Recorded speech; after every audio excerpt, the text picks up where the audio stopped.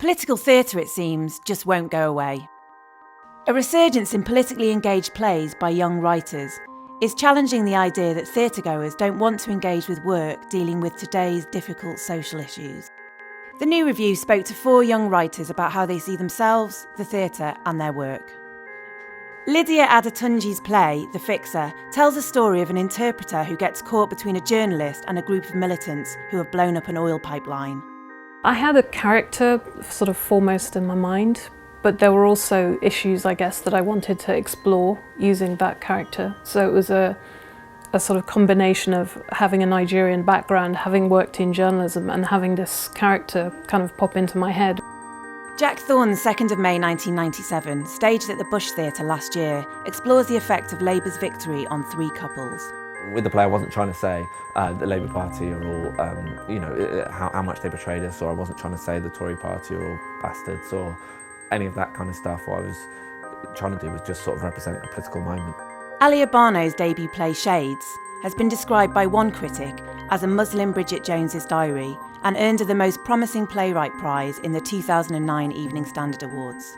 It's a rom-com and essentially a love story between a liberal Muslim girl and a conservative Muslim boy, and the problems or that this causes in their families or in their friendship groups.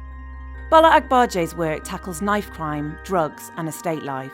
Her first play, Gone Too Far, scooped an Olivier Award and was praised for its humour as well as its grit. The way that I became a writer was that I felt angered enough to think that there wasn't enough black faces on plays or in TV. So if someone is upset with the subject matter in my plays, then they should just get out and go and write their plays and put it out there. I was a journalist for about 6 years before I switched into playwriting, so I was a reporter. I think I felt that there were certain things that could be explored better through drama than through journalism. It's sometimes better at getting to the nub of things. You have more freedom when you're writing, and there isn't this requirement to be balanced as there is in journalism, so you can kind of let rip, I guess. The thing I love about theatre is that it's not, you hearing something said to you. It's sort of you in a room where you've got one person on one side and you've got one person on the other, and you're trying to work out what that person thinks about something and what that person thinks about something. So it's not a, you know what I mean? It sounds really wanky to say it's a conversation because it's not, but it's sort of you feel like you're part of something. The stage takes risks in a way that I think film and TV don't, or they take much later. So I knew for the story to be out there quicker or to be on stage.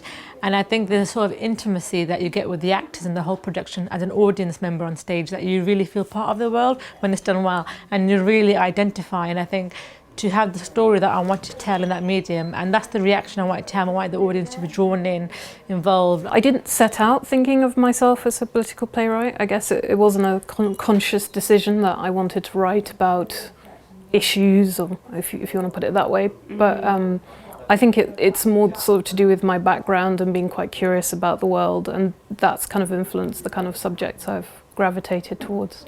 Real life motivates me. The society in which we live in is what motivates my work. Sometimes I'm angered by what I see, and therefore it's what fuels my passion to write. And sometimes I just want to put a mirror up to the world that I know and to portray it on stage. Yes, there are things that bother me, but no, there aren't necessarily things that I kind of go, I'm not a politician. I don't necessarily go, this is how you legislate to make it better. I see myself as a writer who responds to the world, so I guess that's political. But I don't see myself political in the more common sense of the word, as in writing about responding to what's happening in Parliament or in our country. I'm more responding to what I feel is happening every day, and if that involves issues that are happening in the country, then yes, I guess I am a political writer. In order to provoke change, you need to, it starts with a discussion, whether it's something that people agree with or disagree with. I think change starts from disliking something. So if I can create some sort of commotion with my plays, then I feel like I've done my job.